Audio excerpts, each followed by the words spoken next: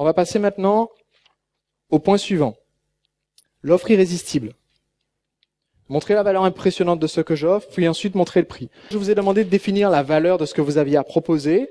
Mon objectif, c'est bien sûr que la valeur soit bien plus importante que le petit prix que vous demandez. Donc, c'est un rappel très très important. Vous devez construire la valeur. Vous devez justifier la valeur que vous avez indiquée toujours avant de parler du prix. J'ai un partenaire commercial qui est allemand et qui a une vidéo de vente sur son site. Quand j'ai fait traduire un peu le début de la vidéo pour comprendre ce qu'il disait dans sa vidéo de vente, puisqu'il se déprimait un petit peu de son manque de conversion sur cette vidéo de vente, voici ce qu'il dit sur la vidéo de vente. Bonjour, je suis Mario et aujourd'hui, avec ma solution logicielle, vous allez pouvoir payer seulement 47 € par mois. Alors attention, c'est 47 € sans la TVA, donc il faut rajouter la TVA en plus. Bon, maintenant laissez-moi vous dire ce qu'il y a dans ce logiciel. Et je lui ai dit, Mario, je pense que je sais qu'est-ce qui fait que tes clients s'en vont avant d'avoir regardé plus d'1 minute de ta vidéo. Si vous construisez le prix d'abord, c'est toujours trop cher. Quel que soit ce que vous ayez à vendre, si vous dites le prix d'abord, c'est toujours trop cher. Si je vous dis, j'ai quelque chose de génial à vendre, c'est 8 000 €, il n'y aura pas nécessairement beaucoup d'acheteurs au départ.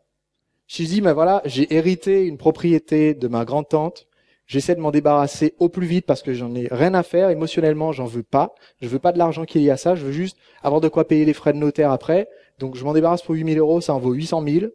Là, d'un seul coup, c'est plus crédible. Il faudra encore beaucoup d'explications.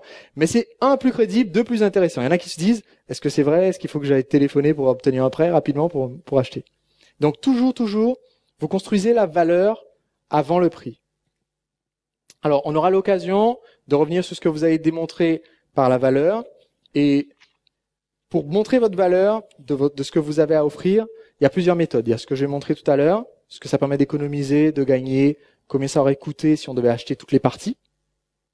Mais il y a aussi la garantie que vous proposez, elle contribue à faire une offre irrésistible. Et il y a aussi les bonus que vous proposez en plus du produit. Donc on va voir ensemble ces derniers points, un concept que j'appelle le risque zéro. Le principe du risque zéro, c'est de faire une offre où si votre produit ne satisfait, ou votre service ne satisfait pas le prospect, ça ne lui coûte rien. Du moins de son point de vue. Donc, quel est le type de garantie que vous pouvez offrir? C'est pas nécessairement une garantie satisfait ou remboursé. Est-ce que vous travaillez jusqu'à satisfaction, par exemple? Est-ce que le produit est satisfait ou remboursé? C'est une possibilité. Est-ce que vous échangez gratuitement le produit s'il est défectueux ou vous faites un avoir? C'est ce que font beaucoup d'enseignes, beaucoup de magasins. Donc, il y a différentes façons de faire cette garantie. Ce que vous allez faire maintenant, c'est échanger avec votre partenaire. Vous allez expliquer à votre partenaire, donc, partenaire A, levez la main et pointez vers partenaire B en disant, décidément, t'as pas de chance, c'est à nouveau toi qui commence. Partenaire B, vous allez indiquer au partenaire A ce que vous faites ou que vous pouvez faire pour que votre client ne prenne pas de risque en passant à l'achat chez vous.